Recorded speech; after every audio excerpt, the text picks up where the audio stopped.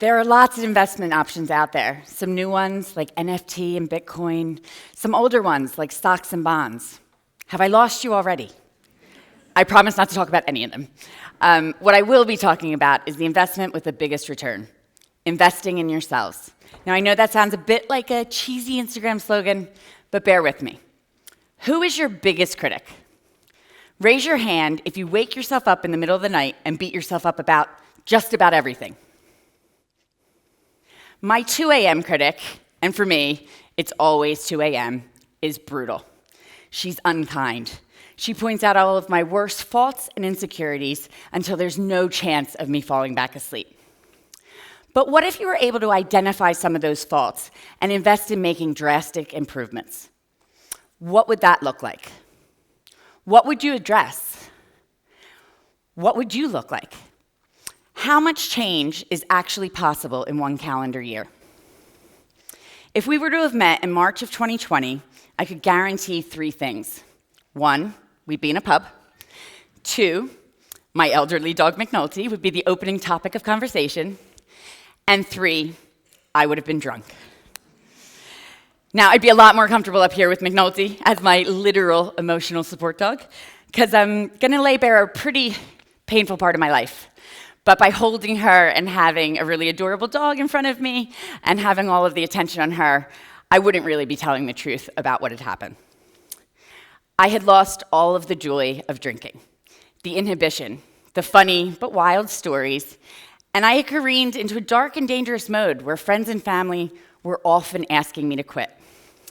That's a really hard conversation for your friends and family to have with you, and I barely noticed. I had gone from socially drinking to self-medicating. I hadn't had a day without a glass of wine in years and years, and I had a whole lot of wine each of those days. My mother had spent 6 years dying of cancer in America, and I was straddling 2 worlds. I had been in London for 15 years. My life was here. Everything was here. My job, my boyfriend, my dog. But she was in Philadelphia, and she was dying. And I had to make a decision about whether or not I was going to go back. It was a very hard decision, but I didn't know which I could do. My 2 a.m. voice said I was worthless because I had chosen not to have babies, and that I hadn't chosen to go back to be by my dying mother's side. What does your 2 a.m. voice say to you? What is it used for prolonged attacks? And what kind of shame lingers from that when you wake up in the morning? At the time, I was drinking a lot, but I was in a pretty high-profile, high-functioning job. But then in quick succession, I took voluntary redundancy, I launched my own company, and my mother died. Losing the structure and stability of a 10-year full-time job left me adrift. I went off the rails, and I stayed off the rails for a really long time. I had completely lost my way. I don't remember a lot of that time period, to be honest, but to put it mildly, I was a hot mess. I'm a drama queen at the best of times. But I don't need to dramatize the danger I put myself in. I don't need to dramatize how fed up my friends were with my behavior. I don't need to dramatize how scared they were that I was going to end up dead or seriously injured. It easily could have happened. I had lost all perspective and could not see my way out of my grief, regardless of counseling. I often joke that I wasn't an alcoholic because I never drank alone. But there was always someone to drink with down the pub. I'm the queen of jumping into new conversations, instant best friends, and parties back at mine. When COVID hit, all of that attention dried up in an instant. I was alone, I was starved for human contact, and it was just me and McNults. I did what I thought was the only logical thing, and I ordered 2 5-liter boxes of rosé. When you're drinking out of a box, you have no idea how much you're drinking. Time of day ceases to matter. The concept of days ceases to matter. I'd occasionally wake up disgusted with myself and quite hungover and Google detox in Thailand. We weren't even allowed to fly then. I don't know how I was getting there. Or I do one of those quizzes. Women's Mags quizzes are the best. Am I an alcoholic? If you're taking that quiz, you've got a drinking problem. It's kind of like if you're Googling, is my husband cheating on me? When you're typing that in, you know the answer, and it's not a good one. I had just lost the perspective on who I was and what I was doing. I had deep sense of shame and regret. Shame at who I had become, shame at wasted potential, and when the bars and stuff were still open, my way of dealing with that shame was to overcompensate. I was the biggest, the loudest, I really could do this without a mic, and the drunkest in the room. I was the Jamie show. But it was all tits and teeth, and it was all for show. I kind of figured if I pretended I was having the best time in the world, eventually I'd have the best time in the world again. But what happens when pretending to be happy doesn't segue into actual happiness? You get bitter. You think everyone is pretending to be happy. But really, I was the one dead behind the eyes. I spent the first month of lockdown incredibly hammered. I was just waiting for lockdown to end. This little COVID thing was just going to go away, so me and my rosé were going to be fine. And then I got really sick.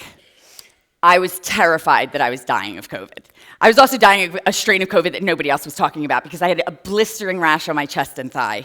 And I looked around, I was in a ton of pain, didn't know what was going on, convinced I was going to die. And then I was in this crappy flat. And I was alone with a dog, I was sick, I was disgusting. And all I could think was, if this is it, this is my legacy, a drunk with a dog?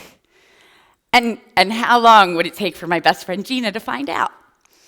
And how upset would McNulty be if she tried to rouse me?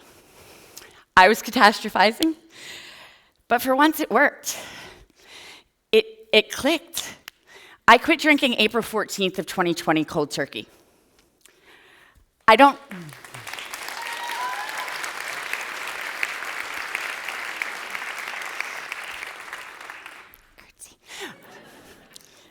really remember that first week, whether it was the shingles I was later diagnosed with or withdrawal. But what I do remember is making a commitment to just stop. One of the reasons I had never quit before is I was terrified that it was one more thing I could fail at. I had forgotten that I was worth that investment and forgotten to have any faith in my own convictions. Little by little, day by day, and oh my God, the days were annoyingly endless. Like, if you're not drinking and you're awake for all of it, I was conscious. Oh my God, it was so long. And like, I read a million books, but there were not enough books to read. I just walked, and we weren't even allowed to sit down when we were walking. So I walked and walked and walked. I walked 1,000 miles to end up at no one's door. But I didn't talk about it, and I didn't tweet about it. And if you follow me on Twitter, I literally tweet about everything. But I did it, and I started to read about quitting, and I started to take little baby steps. But I really only told my best friend Gina and my boyfriend Johnny, and baby steps, but I didn't drink. Day in and day out, I existed without drinking, and was giving it a go. About a month and a half, 2 months in, I took a picture of myself outside, and I posted the picture, and my best friend Gina sent this back to me. After a month and a half, the difference was so drastic that I did what any normal human being would do, and I sent it to a national newspaper. I really did send it to a national newspaper. A good friend of mine is the creative director at You Magazine, and I sent it to her and offered to write about quitting drinking in lockdown. They agreed, but they required that I speak to a doctor. So I was going to go into this doctor, and I was going to charm him, and I'm going to tell him that I'm going to be the American exceptionalist who fixed her alcohol problem. He told me I would die if I kept drinking the way I was drinking. Game over. No recalibration, no moderation. This was my lot. I announced that I was a non-drinker to 3 million You Magazine readers on August of 2020.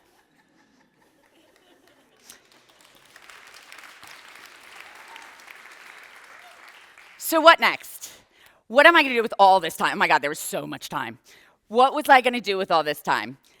I had seen a couple of friends complete a Couch to 5K, and I kind of figured if I was able to deal with my darkest dependency that I thought was going to control the rest of my life, what else could I take on? My initial investment was doubling in return, so what else was I going to do? Couch to 5K. I hadn't so much as run for a bus in 15 years. Did not think it possible, but I'm competitive. Let's give it a go. The first day, absolute disaster. I lost my phone for an hour and a half. My dog was crying because she thought I was running away from her. And I cried because I couldn't run for 90 seconds without heaving. I didn't finish the first day. And the next day, I put my phone in a zipped pocket. I left the dog at home, and I've gone for a run almost every other day since. I don't love running. I still don't love running. Everyone's like, oh, the euphoria. But I love how it sets me up for the rest of the day. I love that it reminds me that I'm making a daily investment in my own self. I had this little tiny superhero cape that was starting to grow, and I was thinking about running more than I was thinking about drinking. So what next? I'm a Virgo, bit of an overachiever, and so I was trying to figure out, what can I do next? What's the next accomplishment? What is the next trophy? I was doing pretty well with quieting that 2 a.m. voice with my not drinking and my running, and then I saw a picture of myself side on. I felt huge. I felt exposed. I felt as big as a house. And I know I don't look like that now, but I had spent 25 years of my life overweight. There's so much wrapped up in women's weight, but I got into the age of 42 without ever having been on a diet. I pretended I was one of the boys. Cheesesteaks, beers, wings, everything. And to be honest, there's no point in dieting when you're drinking the amount I was drinking. But when I was in my 20s, I was a size 14, but I was a voluptuous, happy size 14. I loved my body. I loved my curves. I was often the sexiest woman in the room just because I thought I was the sexiest woman in the room. English women don't usually have that thinking that or say it out loud. And I loved myself, and I loved my body, and I loved my friends, and I loved on it because it was real. Until I avoided the pictures of my 40th birthday. Until I started to avoid mirrors. But this was time. I was going all in to deal with 25 years of weight. I was going to do the decision trees, the portion size, the soup, the CBT about why you eat. Understanding that I'm not hungry when I'm just feeling tired or touchy and down, and that food and booze won't fill the hole left by my mother. Nothing will, but sitting with that grief and sitting with that is powerful. The weight came off. When I was a month away from hitting my weight goal target, the hungry rumbling in my stomach was replaced with something else. Fear, rage, and anger. And it couldn't be ignored. It was fire in my belly. On March 3rd of 2021, Sarah Everard went missing. I, along with the entire nation, was closely following the news and hoping she would be found. The police were telling women the only way we could keep ourselves alive was to stay inside our own homes. We were already in a lockdown. On March 9th, Wayne Couzens, a serving police officer, was arrested. And on the 10th of March, tragically, Sarah's remains were found. I was devastated, and there was impotent grief and rage. I was isolated. I hadn't hugged my best friend. I hadn't seen anybody. I hadn't been with other women who were feeling how I was feeling. I felt the deep need to be with those women. Furthermore, I felt the need to provide that space. For Sarah and for all women that have suffered violence at the hands of men, I felt the need to bring us together and have somewhere where we could grieve safely and securely, to reclaim these streets. I tweeted on Wednesday, March 9th, that I was going to put on a vigil for Sarah Everard. I was put in touch with some local women who were doing the same. We joined forces, and Reclaim These Streets was born. My 2 a.m. voice was absolutely silent. Many of you will know what happened next. We proactively approached the police to tell them about our plans, and the police forbade us from going ahead because of COVID restrictions. The same COVID restrictions that Wayne Couzens used to abduct, rape, and murder Sarah. We sued the police. We took them to high court for our human right to assemble on that Friday evening. The judge told us that we needed to go away. The police needed to give us the parameters within which we could go ahead. We had to follow them, and he sent us off on our way. While we were meeting with Scotland Yard, they sent out a press release that it would be illegal and threatened us with £10,000 in fines each as organizers and prosecution under the Serious Crimes Act. We were forced to cancel and fundraise instead. Many women still attended the night of the vigil.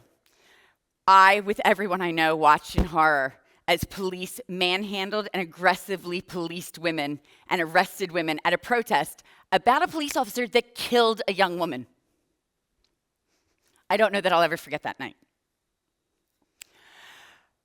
Little update, good little update. Last month, we were vindicated in high court that found that the police had violated our human rights by forbidding the vigil. It took us a long year of fighting them, but we fought the power and we won.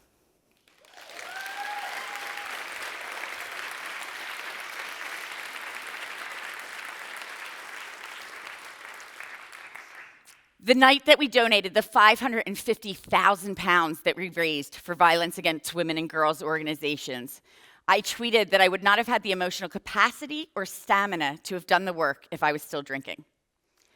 More than that, I wouldn't have had the courage to put myself forward if I wasn't in the absolute best shape of my life. And I don't mean physically. I mean, I channeled my anger. I didn't drink it away.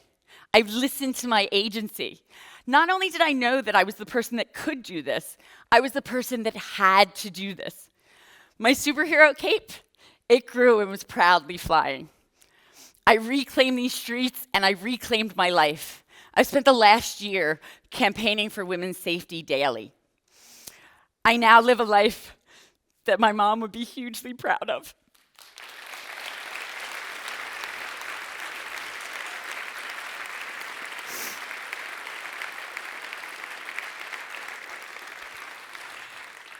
But more importantly than my mom, I wake up proud of myself. I make the daily decision not to drink alcohol, to eat well, to run. I'm still not very good at sleeping. I'll never regret investing in myself. Yes, there's going to be moments. The grief is still there. I still miss my mom every day. But it's counterbalanced with so much more. And I'm ready for the future. I'm excited for the future and whatever it's going to throw at me. What about you? Are you ready to invest in yourself? I've got faith in your conviction. Do you?